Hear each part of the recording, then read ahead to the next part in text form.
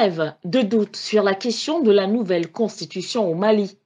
Le pays entre ainsi dans la quatrième République, où le président de la République a plus de pouvoir. Le Sénat vient d'être mis en place. La langue française n'est rien d'autre qu'une langue de travail.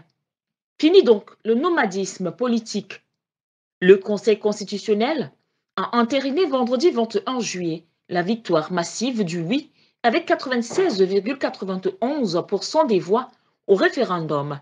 Un plébiscite en faveur des militaires qui mènent la barque à bon escient depuis 2020 dans ce pays confronté au terrorisme et à des ingérences étrangères.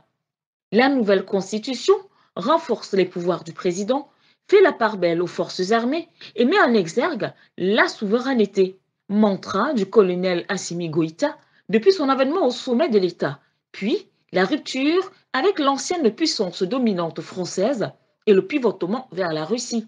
Victoire pour le peuple et le gouvernement de Choguelko Kalamaïga. Déception pour les détracteurs du projet qui le décrivent comme taillé sur mesure pour un maintien des colonels au pouvoir au-delà de la présidentielle prévue donc en février 2024 et donc malgré leur engagement initial à retrocéder la place aux civils après les élections. Le référendum, faut-il le rappeler, constitue une importante étape sur le chemin censé aboutir donc en mars 2024 avec bien sûr un retour des civils à la tête du pays. C'était donc le tout premier scrutin depuis que les militaires ont pris le gouvernail en août 2020. Le référendum, matérialisant un calendrier de réformes et de consultations prévues jusqu'à la présidentielle, était alors scruté attentivement pour les indications qu'il pouvait livrer sur le soutien de la population aux militaires et à son chef, le charismatique colonel Assimi Goïta, ainsi que sur la situation intérieure. Le président russe sera bel et bien au sommet des BRICS par la magie de la technologie. Vladimir Poutine y prendra part en visioconférence. Ce sera une participation à part entière, une attitude qui montre la maturité et surtout la force du partenariat. Le chef de l'État a reconnu le dilemme et ne voulait pas compromettre le sommet. Vladimir Poutine, frappé donc par un mandat d'arrêt de la Cour pénale internationale, a finalement renoncé à se rendre en Afrique du Sud pour éviter de mettre Pretoria dans l'embarras. En tant que signataire du statut de Rome, l'Afrique du Sud est obligée d'exécuter le mandat de la CPI et d'arrêter Vladimir Poutine.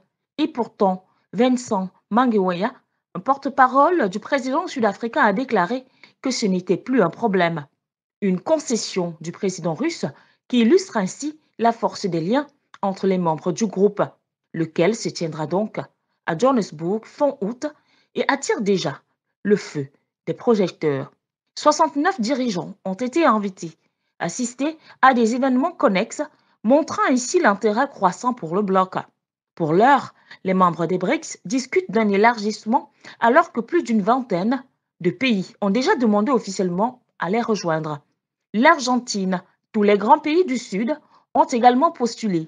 Le Bangladesh, les Émirats arabes unis, l'Iran et l'Arabie saoudite avaient aussi manifesté leur intérêt, tout comme certains pays européens.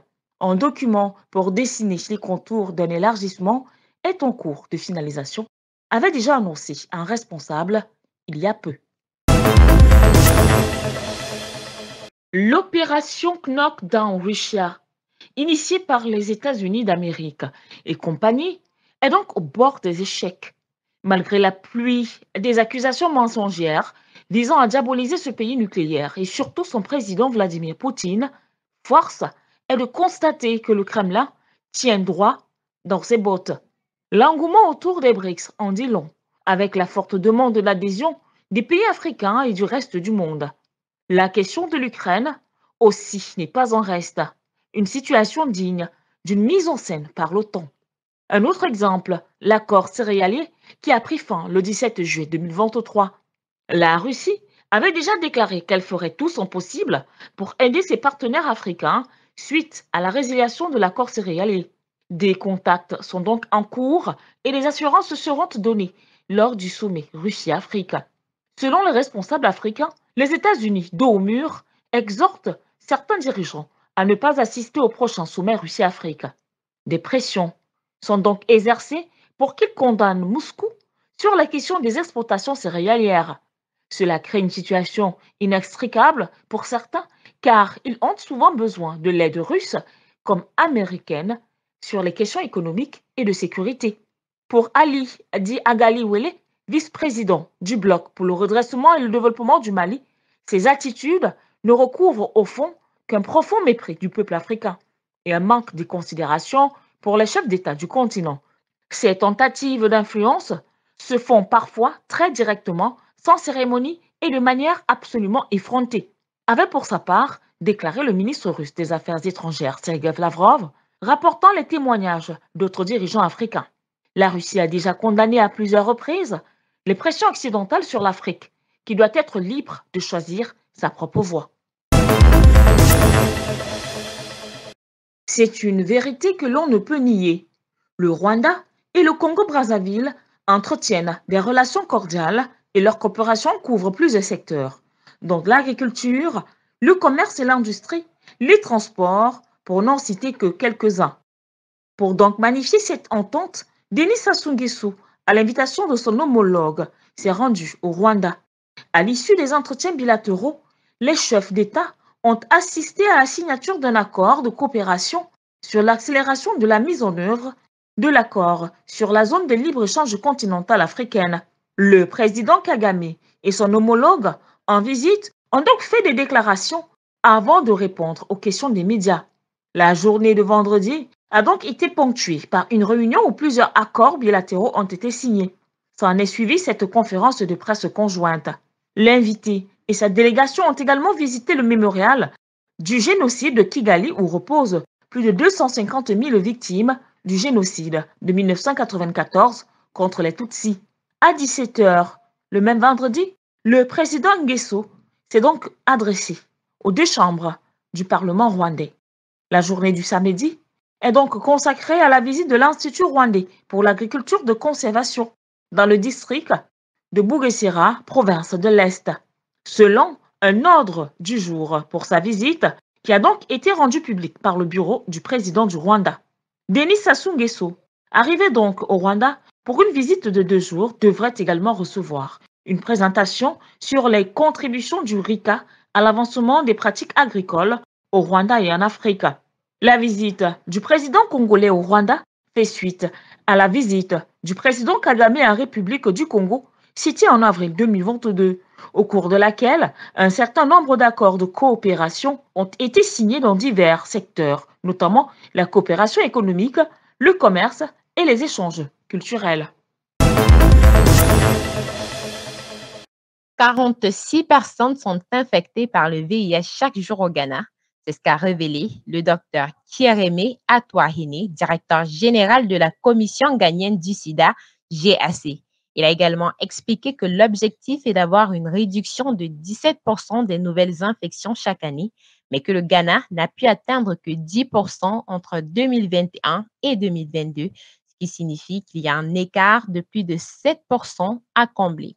L'autotest de VIH ou HIV self-testing permet à des travailleurs non médicaux de se tester pour le VIH dans le confort de leurs espaces confidentiels sans la présence et la supervision directe d'un travailleur de la santé.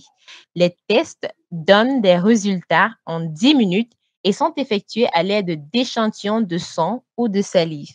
Selon les experts, le HIV-ST est une évaluation préliminaire pour compléter le test de routine effectué par le fournisseur de services formé. Par conséquent, un HIV-ST réactif doit être confirmé par la méthode de routine d'utilisation de 3 tests différents dans une série avant qu'une personne ne soit déclarée séropositive. Malheureusement, seulement environ 11% des personnes vivant avec le VIH au Ghana sont au courant de leur statut. Les 29% restants, par conséquent, posent une préoccupation majeure en matière de santé publique car ils peuvent, sans le savoir, propager le virus, d'où l'encouragement de la population à l'utilisation de l'autotest par la GAC. Kinshasa vibre au rythme des Jeux de la francophonie. À 6 jours du lancement de sa 9e édition, les ambassadeurs des pays francophones ont effectué une visite sur le site de l'UNIKIN, Université de Kinshasa, qui est l'un des sites qui abritera l'événement du 28 juillet au 6 août 2023. Question de prendre acte des avancées et des travaux et définition des infrastructures. La visite a été menée jeudi dernier par les ministres congolais des Sports, des Affaires étrangères et de la Communication. La délégation ayant effectué le déplacement a pu constater comment les ouvriers s'activent pour livrer en temps et en heure les installations qui devront accueillir pendant 10 jours plusieurs jeunes sportifs et artistes à Kinshasa. Selon Patrick Mouyaya, ministre de la Communication et porte-parole du gouvernement, l'essentiel a déjà été fait et n'attend plus que les Jeux. Tous les sites seront rendus 5 jours avant le démarrage des Jeux, dont le 23 juillet 2023. Pour l'heure, 4 pays africains ont déjà déposé leurs valises en terre congolaise pour participer aux Jeux de la francophonie. Il s'agit du Burkina Faso, du Togo, du Bénin et du Niger. Le coach de l'équipe togolaise de lutte traditionnelle a apprécié l'accueil et l'installation faite à l'endroit de ses sportifs, sans oublier la restauration. Il a ajouté qu'il n'avait pas à se plaindre. Pour rappel, les Jeux de la francophonie regroupent un ensemble de concours et de compétitions multisports qui ont pour objectif de contribuer à la promotion des principes de la francophonie à travers des rencontres et des échanges entre jeunes francophones.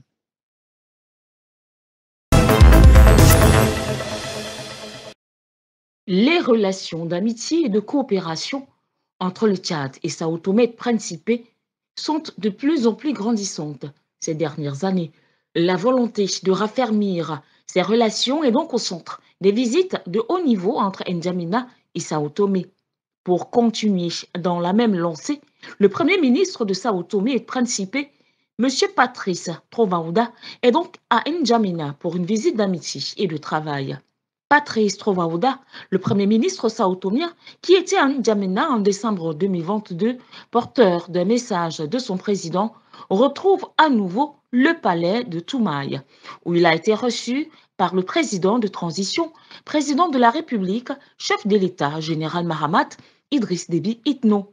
Au cours d'un tête-à-tête, ils ont pu échanger sur nombre de questions bilatérales, sous-régionales, continentales et mondiales, notamment des voies et moyens pour dynamiser les échanges entre Tchadiens et Santomiens, des aspirations des peuples, de la communauté, des économies des États de l'Afrique centrale, mais aussi et la lutte contre les fléaux qui menacent la sous-région et le continent africain, comme les changements climatiques, le terrorisme et la pauvreté. Le Premier ministre santomien a également salué les efforts du Tchad pour mener à bien sa transition politique et a exprimé son soutien à une transition pacifique et inclusive. Il a par ailleurs souligné l'importance de la coopération régionale, en particulier dans le cadre de la CEAC, pour promouvoir la paix, la sécurité et la prospérité dans la région. Pour le président du Conseil militaire de transition, il a souligné l'engagement du Tchad à renforcer les relations bilatérales et à travailler ensemble pour relever les défis communs. Un nouvel épisode dans les relations sino-africaines. La Chine et l'Éthiopie s'engagent pour une coopération bilatérale dans divers domaines caractérisés par le soutien mutuel et l'aide entre pays amis. Le Premier ministre éthiopien Abiy Ahmed a rencontré hier vendredi à Addis Abeba Wang Yi, le directeur du bureau de la Commission des affaires étrangères du comité central du Parti communiste chinois. Les deux responsables ont réitéré leur volonté de favoriser un environnement commercial sain. La Chine encourage ainsi les entreprises bien positionnées ayant une bonne réputation à investir en Éthiopie et souhaite jouer un rôle positif dans l'allègement de la pression de la dette sur l'Éthiopie. Elle s'engage également à faire progresser l'industrialisation, la modernisation de l'agriculture et à poursuivre un développement vert et à faible émission de carbone. En tant que partenaire de coopération stratégique globaux, la Chine et l'Éthiopie partagent des objectifs et des aspirations communs. Monsieur Wang Yi a donc réaffirmé la volonté de la Chine de travailler avec l'Éthiopie et d'autres pays africains pour renforcer la coopération dans le commerce et l'investissement, le développement vert, l'économie numérique, la santé et d'autres domaines afin de continuer d'ouvrir de nouveaux horizons à la coopération sino-africaine.